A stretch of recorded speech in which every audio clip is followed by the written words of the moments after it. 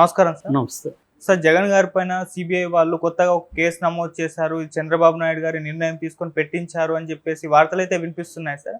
మరి ఏ కేసు నమోదు చేశారు? మరి ఈ కేసులో ఏం జరగవచ్చు అంటారు? ప్రత్యేకంగా కేసు పెట్టారనే ఏమి లేదు. బట్ ఇప్పటివరకు ఏంటంటే ఆంధ్రప్రదేశ్లో సిబిఐకి అనుమతి లేదు. ఇప్పుడు సిబిఐకి అనుమతి చంద్రబాబు ఒక గెజెట్ నోటిఫికేషన్ ద్వారా ఇచ్చారు. మామూలుగా సిబిఐ అంటే సెంట్రల్ బ్యూరో ఆఫ్ ఇన్వెస్టిగేషన్ మనందరికీ తెలుసు. బట్ అది ఒకప్పుడు 1941లో స్పెషల్ పోలీస్ ఎస్టాబ్లిష్మెంట్ అనేవాళ్ళు దాన్ని. అప్పటికి సిబిఐ అనే పేరు లేదు. ఆ తర్వాత 1963 ఏప్రిల్ 1 నుంచి సిబిఐ అనేది ఏర్పడింది. ఆ రోజు ఏర్పడింది.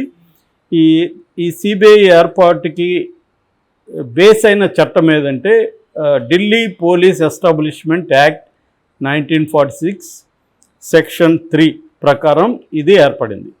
ఈ ఢిల్లీ పోలీస్ ఎస్టాబ్లిష్మెంట్ యాక్ట్లో ఒక ప్రొవిజన్ ఉంది సెక్షన్ 3 ప్రకారం. ఆ ప్రొవిజన్ ఏంటంటే any state government general consent ఇస్తే తప్ప ఆ స్టేట్లోకి సిబిఐ ఎంటర్ అవ్వడానికి వీల్లేదు. అంటే మనది బేసిక్గా మన కాన్స్టిట్యూషన్ రాసిన వాళ్ళు కొద్దిగా ఫెడరల్ స్ట్రక్చర్ని అడాప్ట్ చేశారు. ఫెడరల్ స్ట్రక్చర్ అంటే ఇప్పుడు అమెరికా ఫెడరల్ స్ట్రక్చరే, అట్లాగే మంది కూడా ఫెడరల్ స్ట్రక్చర్ అన్నమాట. అంటే రాష్ట్రాలకు కూడా కొన్ని విషయాల్లో సంపూర్ణ అధికారాలు ఉంటాయి, కొన్ని విషయాల్లో కేంద్రానికి అధికారం ఉంటుంది, కొన్ని విషయాల్లో రెండు కలిసి పంచుకుంటాయి, ఇలాగా ఉంటుంది. అందువల్ల CBI central bureau of investigation అన్నప్పటికీ కూడా స్టేట్ల అనుమతి లేకుండా ఆ స్టేట్లోకి ఎంటర్ కాకూడదు అనేది ఉందన్నమాట. ఈ స్టేట్ అనుమతి అనేది రెండు రకాలుగా ఉంటుంది. ఒకటి జనరల్ కాన్సెంట్ అంటారు, ఓవరాల్గా కాన్సెంట్ ఇచ్చేసేయడం, మీరు ఏ కేసులో అయినా ఎంటర్ అవ్వచ్చని. రెండవది కేస్ టు కేస్ కాన్సెంట్. ప్రతి కేసులో కూడా ఈ పలానా కేసులో మేము మీ రాష్ట్రంలోకి ఎంటర్ అవ్వాలి అని అనుమతి తీసుకోవడం, ఒక్కొక్క కేసుకి అనుమతి తీసుకోవడం, ఈ రెండు రకాలు ఉంటాయన్నమాట. ఇప్పుడు చంద్రబాబు 2014 నుంచి 19 వరకు సిబిఐని ఎంటర్ కాకుండా ఈ జనరల్ కాన్సెంట్ని రద్దు చేశాడు. అప్పుడెందుకు చంద్రబాబు రద్దు చేశాడు, ఇప్పుడెందుకు చంద్రబాబు ఇచ్చాడు అంటే తన ప్రయోజనాల కోసమే. ఎవరైనా ఏం చేస్తారు, తనకి ఉపయోగపడుతుంది అనుకుంటే ఆ పని చేస్తారు రాజకీయంగా. ఎనీ రాజకీయ నాయకుడు అదే, చంద్రబాబు అదే చేస్తారు. చంద్రబాబుకి అప్పుడు ఉంది ఏంటంటే సెంట్రల్ గవర్నమెంట్ మోడీకి యాంటీగా మారినాక 2018లో సిబిఐని రానికుండా చేయడానికి చంద్రబాబు ప్లాన్ చేశాడు. అప్పుడు ఈనాడులో కార్టూన్ కూడా వచ్చింది.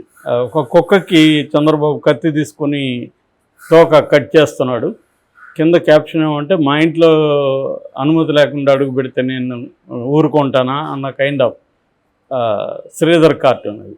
అంటే సిబిఐని కుక్కతో పోల్చి ఈ కుక్క మా ఇంట్లోకి అనుమతి లేకుండా వస్తే నేను గమ్మున ఉంటానా అని తోక కోస్తున్నట్టు.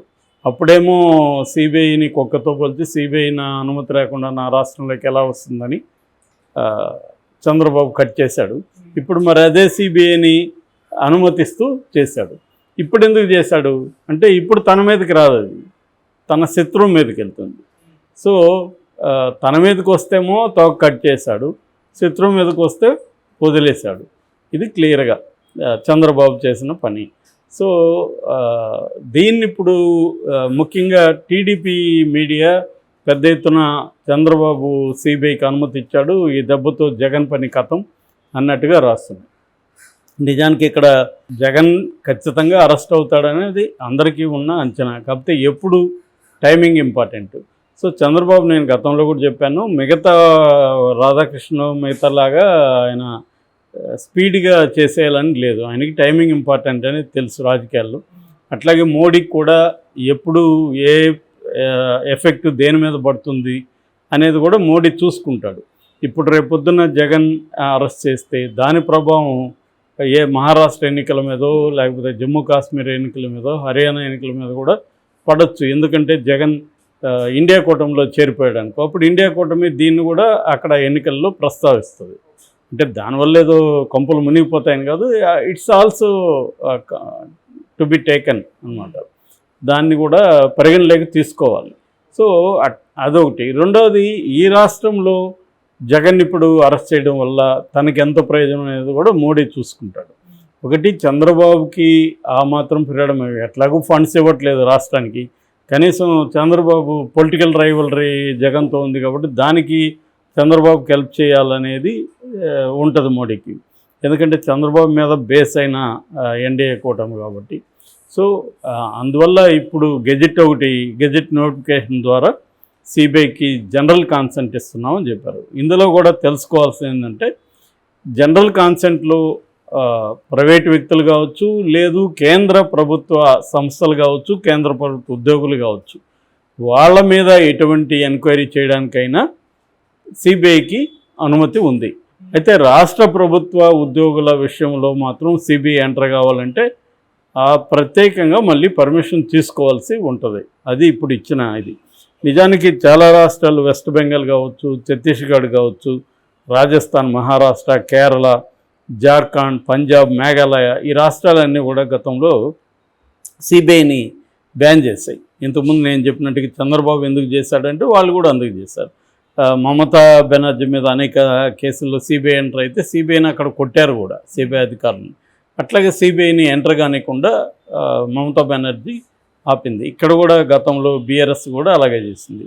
అంటే జనరల్ కాన్సెంట్ అనేది అన్ని రాష్ట్రాలు ఇవ్వచ్చు, ఇవ్వకపోవచ్చు. అందుకని ఇప్పుడు ఏం చేస్తున్నారంటే అసలు ఇది తీసేసి సిబిఐకి స్టేట్ల అనుమతి అవసరం లేదు, అటువంటి ఒక బిల్లు తీసుకురావాలని పార్లమెంటరీ ప్యానెల్లో కూడా సిఫార్సు కూడా చేశారు.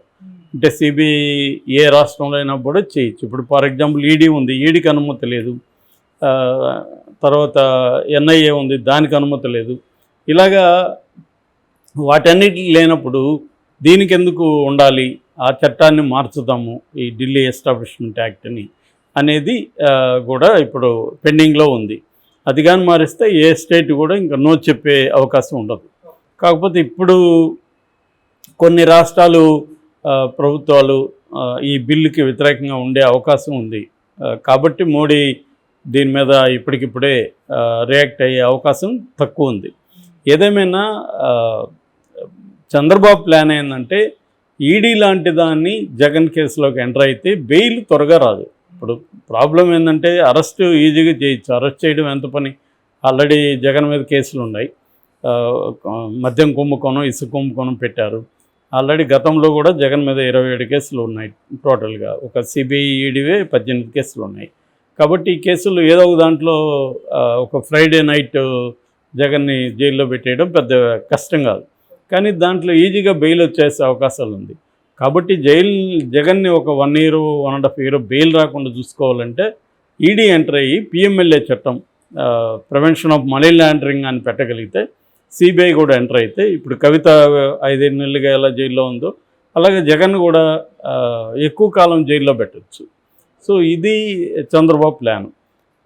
లేదు ఆల్రెడీ అక్రమాస్తుల కేసుల్లో త్వరగా కేసులు ముందుకెళ్ళి శిక్ష పడితే అదొక లెక్క. కానీ అది డిస్టాంట్ పాసిబిలిటీ, అది పడే అవకాశాలు లేవు, శిక్ష పడే అవకాశాలు లేవు. కానీ కొత్త కేసులు పెట్టి దీంట్లో కూడా శిక్షలు ఏం పడవు. కానీ కనీసం మన అనేకసార్లు చెప్పుకున్నట్టుగా ప్రాసెస్ ఇస్ ద పనిష్మెంట్ ఇండియాలో. ఈ ప్రక్రియే శిక్ష, అంతేగాని నీకు శిక్ష అనేది సపరేట్గా అవసరం లేదు. ఈ ప్రక్రియలోనే వాళ్ళకి కావాల్సిన 1 year, 2 years జైళ్ళలో పెట్టచ్చు. అయితే ఇది ఎప్పుడు పెడితే తమకు ఉపయోగం జగన్ని? ఇప్పుడే పెట్టడం మంచిదా, లేకపోతే కొంతకాలం తర్వాత ఇంకొంత? ఇప్పుడు ఎందుకంటే ఆల్రెడీ పథకాలు అమలు చేయలేదు, కొంత అసంతృప్తి ప్రజల్లో ఉంది చంద్రబాబు ప్రభుత్వం మీద. కేంద్రం నుంచి తగిన నిధులు రాలేదు, పథకాలు అమలు చేయలేదు, తర్వాత శాంతి భద్రతలు సరిగా లేవు, పెద్దగా ఈయన చెప్పినట్టుగా కంపెనీలు వచ్చి పెట్టుబడులు పెట్టింది లేదు. మొన్న కూడా శ్రీ సిటీలో ఆల్రెడీ ఎప్పుడో వచ్చిన దానికి మళ్ళీ తను వెళ్ళి ఇనాగరేషన్ చేయడం ఇవన్నీ చేసేదో డ్రామా చేశారు, కానీ జనాలకు తెలిసిపోయింది. కాబట్టి ఈ కాంటెక్స్లో ఇప్పుడు కానీ జగన్ని అరెస్ట్ చేస్తే ఈ ఆల్రెడీ ఉన్న అసంతృప్తి ఇదంతా కూడా ఒక ఆందోళనగా మారితే జగన్కి హెల్ప్ అయ్యే అవకాశాలు ఉన్నాయి. సో ఇవన్నీ ఆలోచించుకొని చంద్రబాబు పెడతాడు. అంటే గ్రౌండ్ మాత్రం ప్రిపేర్ చేస్తున్నాడు. కొంతమంది వైసీపీ వాళ్ళని అయితే జైల్లో పెట్టే అవకాశాలు కనిపిస్తున్నాయి మనకి. ఆల్రెడీ కొంతమందిని జైల్లో పెట్టారు. ఇప్పుడు కొడాలి నాని కావచ్చు, రోజా కావచ్చు, వల్లభనేని వంశీ కావచ్చు,